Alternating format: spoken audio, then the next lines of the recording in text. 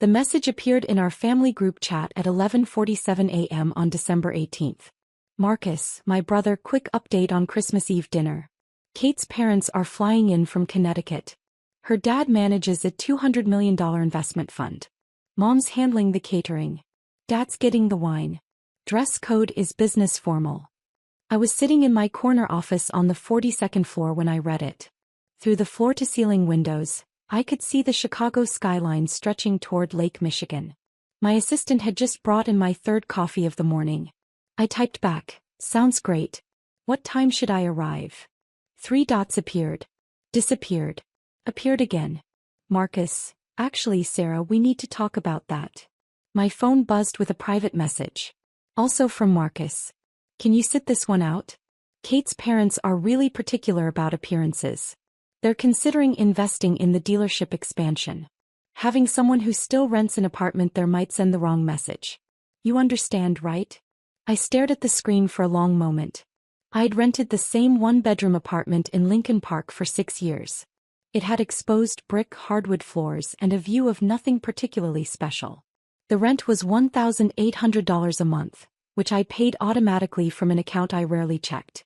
I could have bought a penthouse, a mansion, an entire building. I chose not to. I understand. Marcus, thanks for being cool about it. We'll do something just us in January, okay? He sent the same message to the family group chat, slightly edited. Sarah's going to skip Christmas Eve this year. He's got work stuff. All good. Dad's reaction appeared instantly. A heart emoji on Marcus's message. Mom added, "That's probably for the best, sweetie. These events can be so stuffy anyway." My younger sister, Jennifer, didn't respond at all. I set my phone face down on my desk and looked out at the city. My family had decided who I was when I was 23 years old. I'd graduated from Northwestern with a degree in finance. Decent grades, nothing spectacular. I'd joined a small investment firm as an analyst. Entry-level position. Tiny desk. Long hours. Marcus, 3 years older, had just bought his first car dealership with money from our grandfather's inheritance. He'd gotten the full amount, $800,000, because he was the business-minded one. I'd gotten $50,000 because I just needed something to get started. I didn't argue. I invested the $50,000 in 3 different startups. 2 failed completely. The third one, a logistics software company, got acquired 18 months later. My $15,000 stake turned into $340,000. I didn't tell anyone. I reinvested. Then again. And again. By 27 I had $4.2 million. By 30 I'd broken 8 figures. By 32 I was managing a private portfolio worth $67 million across venture capital, real estate and strategic business investments. I'd also started consulting. Quietly. I'd helped restructure 3 struggling companies, turning each one profitable within 2 years. Word spread in certain circles. The kind of circles where people don't ask questions, they just wire money and trust you to make them more. Last year I'd made the Forbes Top Financial Minds Under 35 list. They'd used a professional photo I'd done specifically for the article. In the family group chat no one mentioned it. I'm not sure they saw it. Meanwhile Marcus's narrative about me solidified. Sarah's doing okay, he'd tell people at family gatherings. She's in finance. Entry-level stuff, but she's working her way up. Still renting, but you know how expensive the city is. Mom would add, she's very independent. Doesn't ask for help even when she probably should. Dad would nod, she's figuring it out. Not everyone can be an entrepreneur like Marcus. The truth was simpler. I didn't correct them because I was watching. I'd learned early that people reveal themselves when they think you're powerless, when they think you need them, when they think you're less than.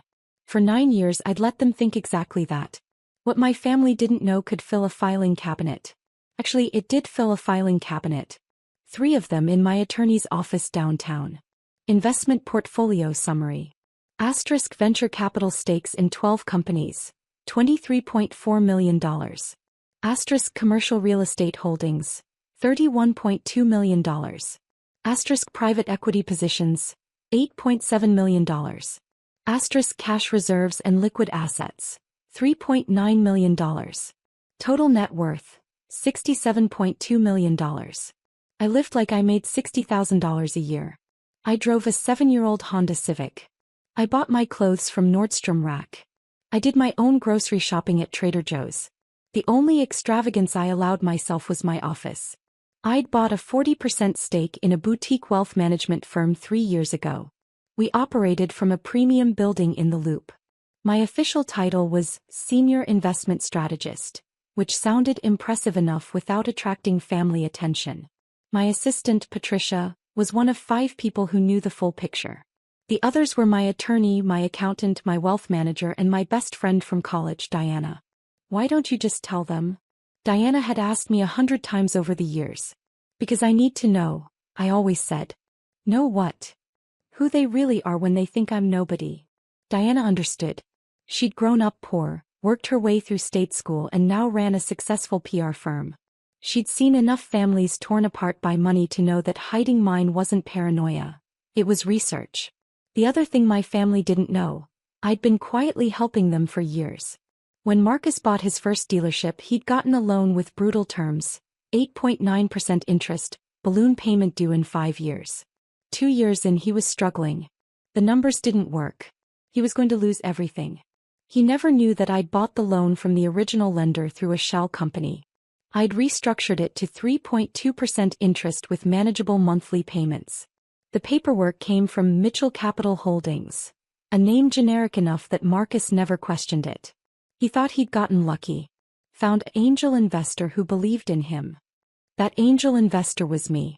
I'd personally guaranteed $4.2 million in loans for his dealership expansion over the last 4 years. Every time the bank balked, every time his credit wasn't quite strong enough, I'd stepped in behind the scenes. Mitchell Auto Group existed because I'd made it possible. And Marcus thought I couldn't even afford to buy a house. Christmas Eve was supposed to be at my parents' house in Naperville. My mother had been planning it for 6 weeks. She'd hired a catering company, bought a new dining room table, and sent everyone a dress code memo. After Marcus's message, the group chat continued without me. Mom, I've seated Kate's parents next to you and Dad at the head of the table, Marcus. That should show them how serious we are about the partnership. Marcus, perfect. Kate's dad mentioned he might want to tour the dealership after Christmas. This could be the expansion capital we've been waiting for. Jennifer, are we still doing presents at 7?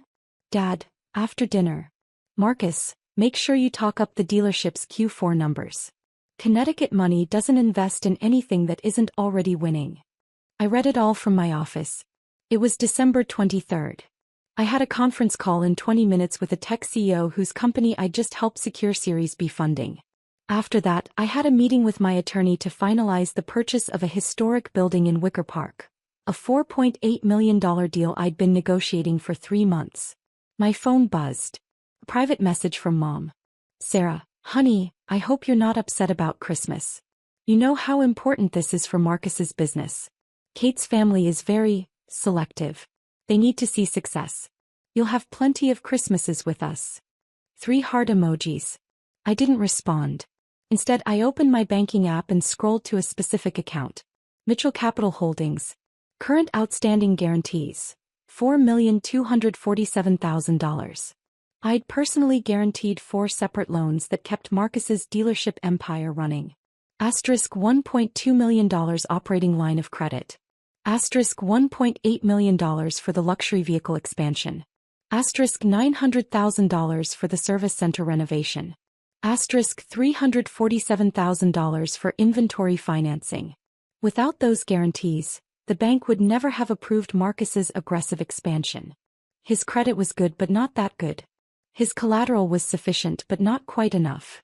I'd been the invisible safety net under his entire operation. I made the call at 3:17 p.m. on December 23rd. This is Sarah Mitchell. I need to speak with David Chin in commercial lending. David was my primary contact at First National. He'd handled every one of my personal guarantees for Marcus's dealership. Sarah, good to hear from you. What can I do for you? I need to withdraw my personal guarantee on all loans associated with Mitchell Auto Group. Effective immediately. Silence on the other end. That's $4.2 million in guaranteed loans, Sarah. If you pull that guarantee, We'll have to call the loans within 30 days unless Mr. Mitchell can provide alternative collateral or guarantors. I understand. Can I ask why? Personal reasons. I'll email you the formal notice within the hour. Sarah, this is going to create serious problems for your brother's business. Are you sure? I'm sure. Thank you, David. I hung up. My hands were steady as I drafted the email. I'd written similar notices before for other investments. The language was precise, legal, final. I hit send at 3:34 p.m. My phone rang at 3:41 p.m. Marcus. I didn't answer. He called again. And again. By 4 p.m. I had 12 missed calls and 7 text messages. Marcus, call me right now. Marcus, what the fuck did you just do? Marcus, the bank just called. They're saying you withdrew a guarantee? What guarantee? Marcus, Sarah, answer your fucking phone. Marcus, this is going to destroy everything. Call me. I turned my phone to silent and went back to work. That night I sat in my apartment with Diana. She'd brought wine and takeout from our favorite Thai place. You actually did it, she said, not quite a question. I did. How do you feel? I thought about it. Relieved. I've been carrying them for so long. It's strange to just let go. Your brother's going to lose his mind. He already is. I showed her my phone. 43 missed calls. 28 text messages. The family group chat had exploded. Mom, Sarah, please call Marcus. There's been some kind of banking mistake. Dad, whatever's happening, we can sort it out. Call your brother. Marcus, I know you're seeing these messages. This isn't fucking funny. Diana scrolled through them, her expression darkening. They still don't know, do they? They think this is a mistake. They can't imagine any other possibility. What's going to happen to the dealership? Marcus has 30 days to find $4.2 million in alternative collateral or a new guarantor. If he can't, the bank calls the loans. He'll have to sell assets, probably the luxury expansion he just built. Maybe the whole second location. And Kate's parents? Investment fund managers don't invest in businesses with shaky credit and loan problems. They'll walk away. Diana poured more wine. You know they're going to come after you. I know. Are you ready? I pulled out a folder from my desk drawer. Inside were 9 years of documentation. Bank statements. Investment records. Forbes article. Emails I'd saved. Legal documents showing every guarantee I'd provided, every investment I'd made, every time I'd quietly fixed something they'd broken. I've been ready for 9 years. Christmas Eve arrived cold and clear. I spent the morning at my office finalizing year-end reports. My portfolio had grown 34% in the last 12 months. I'd helped 4 companies go public, restructured 3 failing businesses, and personally invested in 2 startups that were already showing 10x potential. At 2 p.m. my phone rang. I answered. Sarah. Thank God. We need you to come to the house right now. There's been a terrible misunderstanding with Marcus's bank, and we need to sort this out as a family. What kind of misunderstanding? The bank is saying well, it doesn't matter what they're saying because it's obviously a mistake. But they won't talk to Marcus without you present. Something about guarantees? Sarah, honey, this is threatening Marcus's entire business. Kate's parents are arriving in 3 hours. Please. I checked my watch. I'll be there in 45 minutes. Oh, thank you, sweetheart. This is just a banking error. We'll clear it up and then have a lovely Christmas. I hung up and called my attorney. Robert and Sarah. They want a family meeting. I'm going in. Do you want me there? Not yet. But have the full documentation ready. I'll call if I need you. Sarah, be careful. Desperate people do desperate things. I'm counting on it.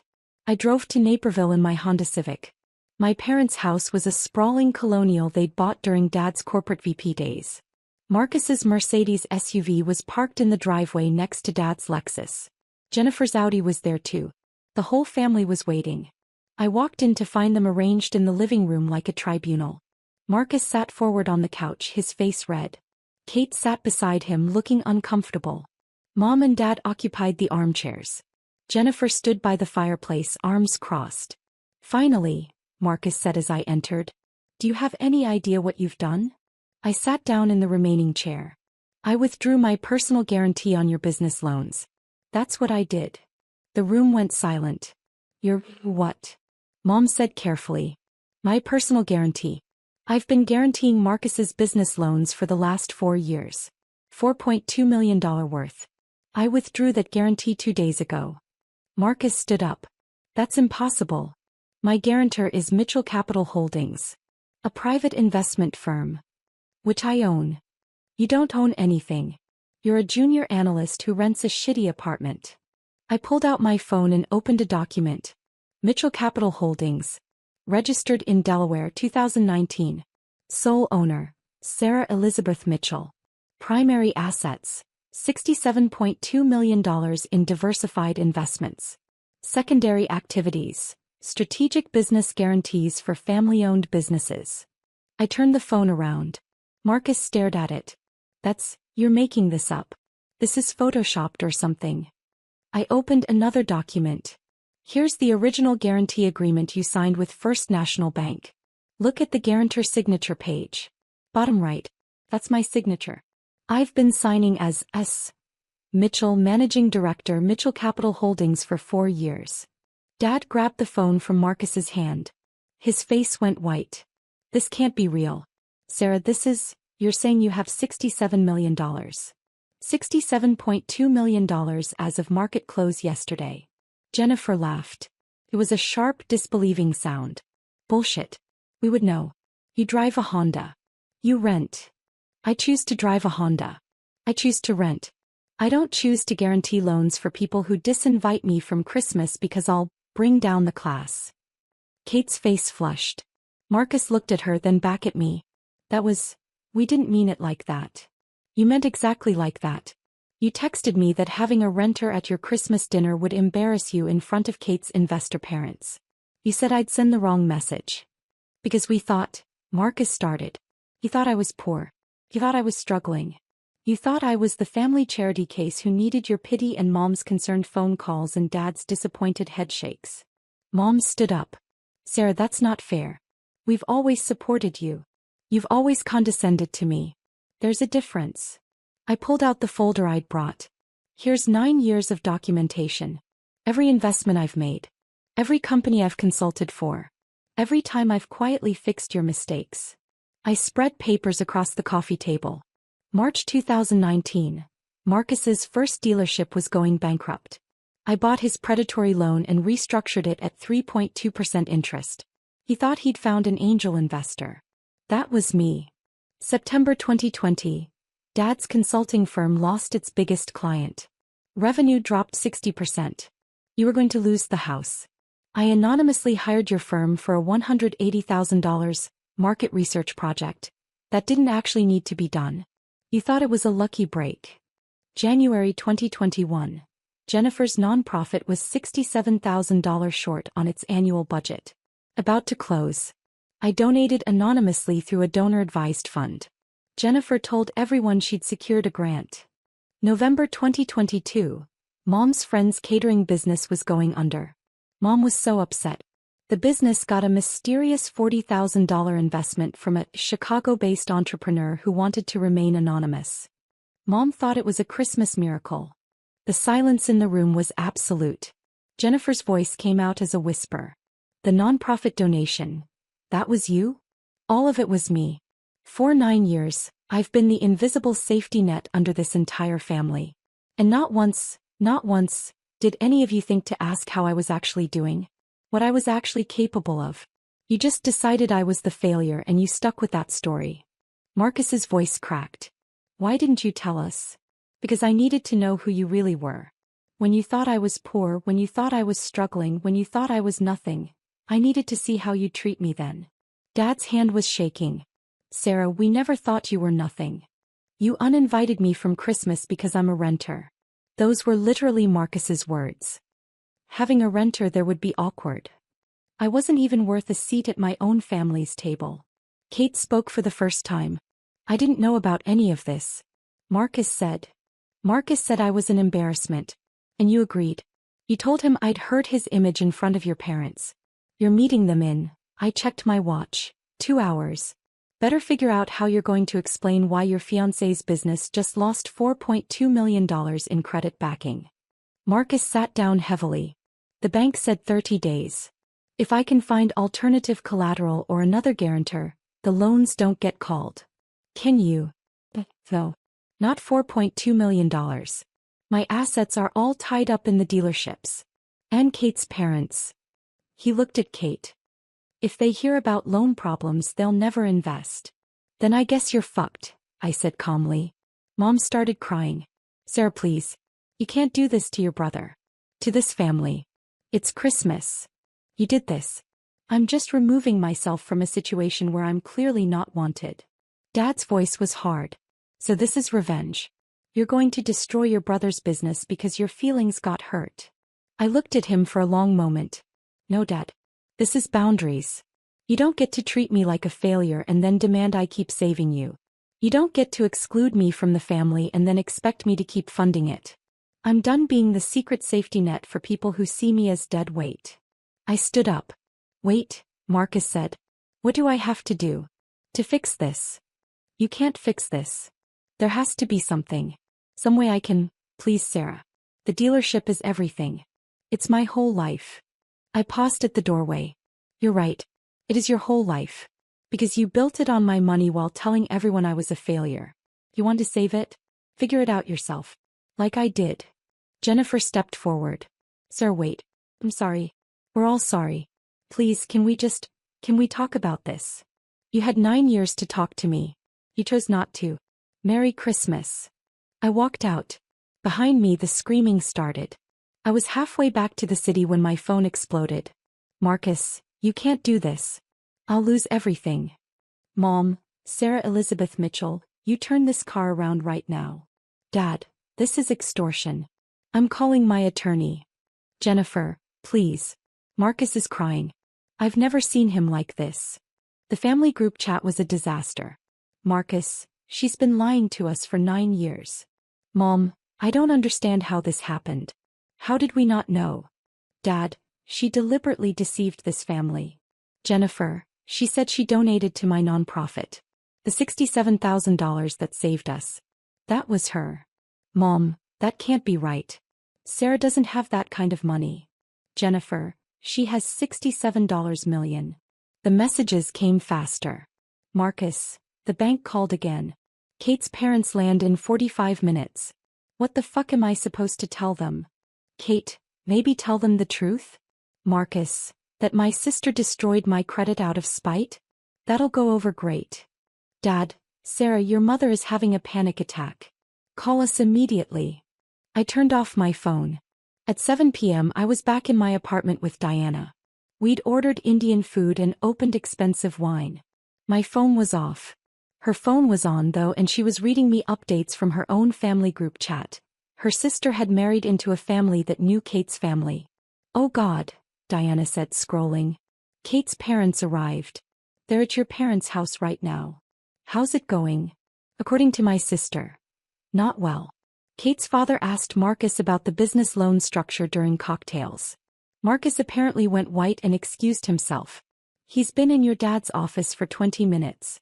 Kate's mother is making polite conversation with your mom, who apparently can't stop crying. And Kate. Sitting there looking like she wants to disappear through the floor. My work phone, the one only colleagues had, buzzed. A text from David Chin at the bank. David, your brother just called me at home on Christmas Eve. He's begging me to reverse the guarantee withdrawal. I told him it doesn't work that way. He started crying. Sarah, I've never seen anything like this. What happened? I didn't respond. Diana poured more wine. You know this is going to get worse before it gets better, right? I know. Marcus might actually lose the dealership.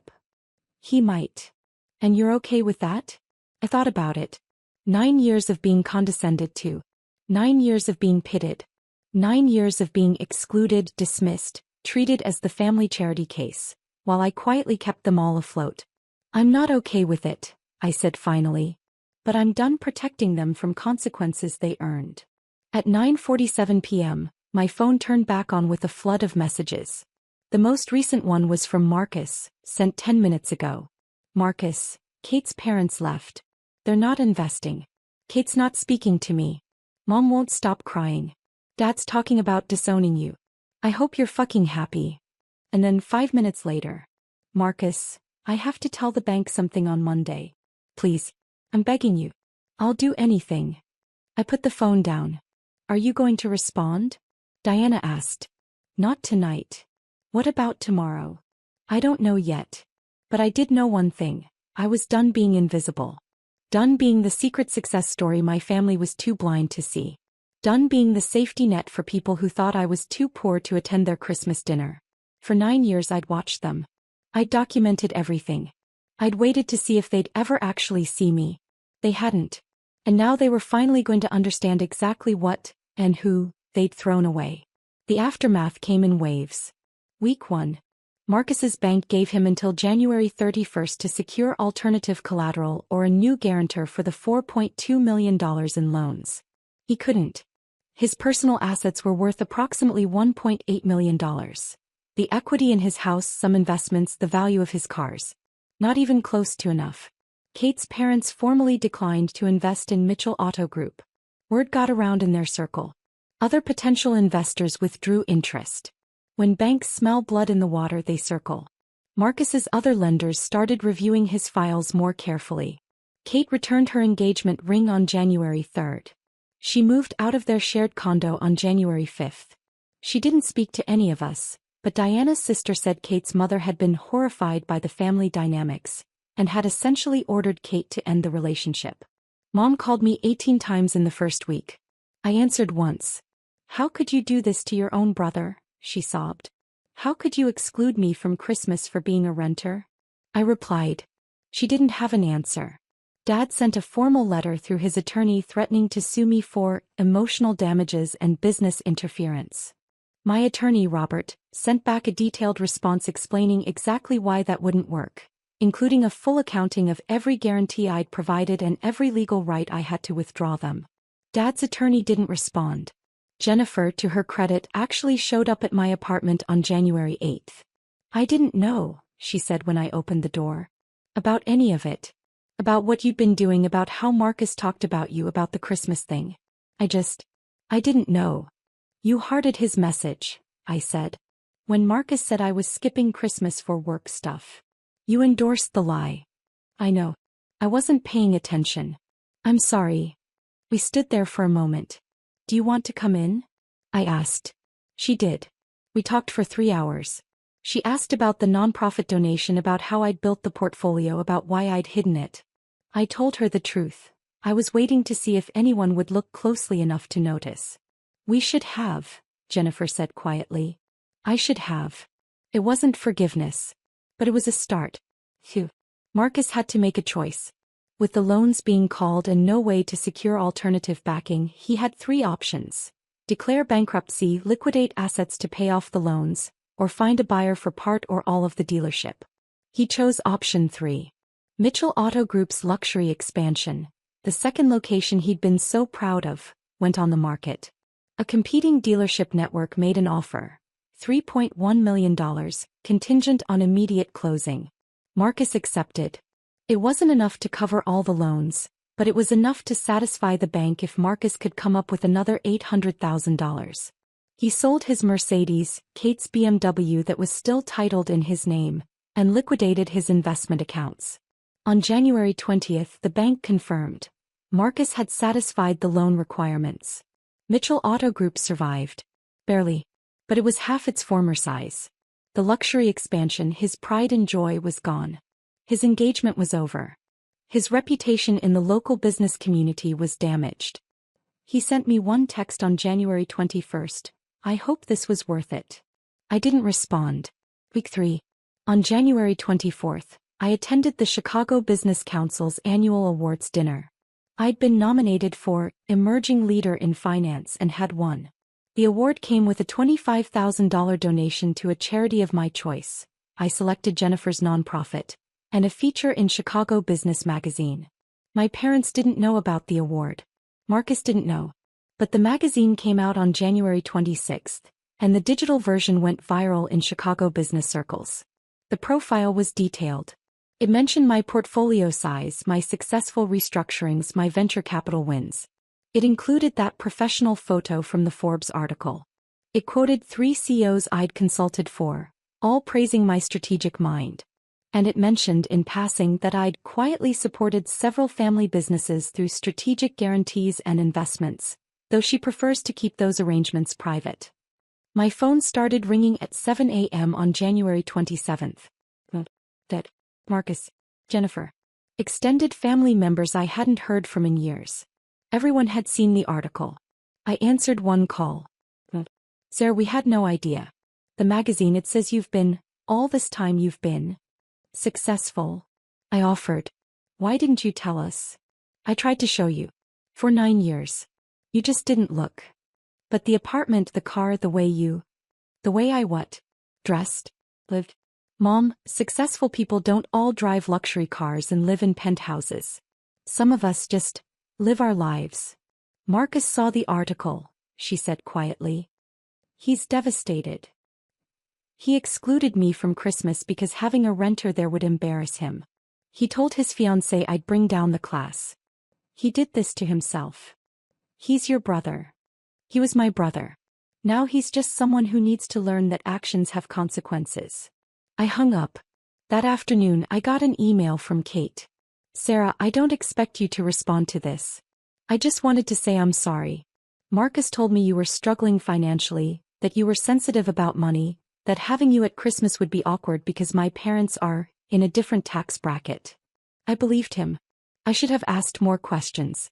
I should have met you first. I'm sorry for participating in your exclusion. I hope you can forgive me someday, though I understand if you can't. Kate.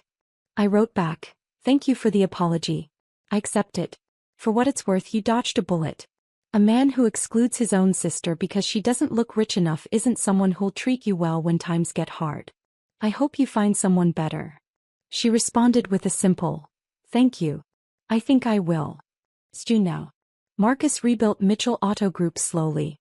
He focused on the core business, cut unnecessary expenses, and started actually managing his money instead of spending it on image. We don't speak, but Jennifer tells me he's dating someone new, a teacher who doesn't care about luxury cars or investor parents. Kate married someone else in May, a nonprofit director she'd known for years. Diana's sister sent photos from the wedding. Kate looked happy. Mom and Dad are trying. We have dinner once a month, neutral territory, where they ask careful questions about my work and don't offer unsolicited advice. Dad apologized formally in April. Mom cries less now. Jennifer and I are close again. She asks me for business advice for her nonprofit. I give it freely and she actually listens. Last month she told me, you know what I realized? You were always the successful one. We just didn't have the eyes to see it. As for me, my portfolio hit $82 million last month. I consulted on 2 more major restructurings. Forbes reached out about a longer profile piece. And I bought a house. Not a mansion. Not a penthouse. A 3-bedroom historic home in Oak Park with a garden and a front porch. I close on it next week. I'm still driving the Honda Civic though.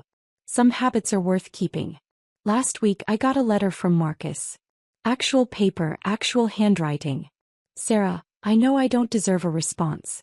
I know I destroyed what we had. But I wanted you to know, I finally understand. You weren't hiding your success to punish us. You were giving us a chance to see you clearly without money clouding the picture. We failed that test. I failed that test. I'm sorry.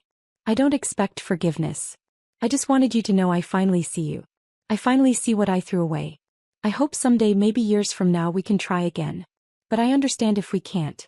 You were the one who saved me over and over, and I thanked you by excluding you from Christmas because you didn't look rich enough. I'll regret that for the rest of my life. Your brother, I hope I still get to call myself that, Marcus. I keep the letter in my desk drawer. I haven't responded yet. Maybe I will someday. Maybe I won't. But I learned something important over these 9 years and especially these last 6 months. You can't make people see you.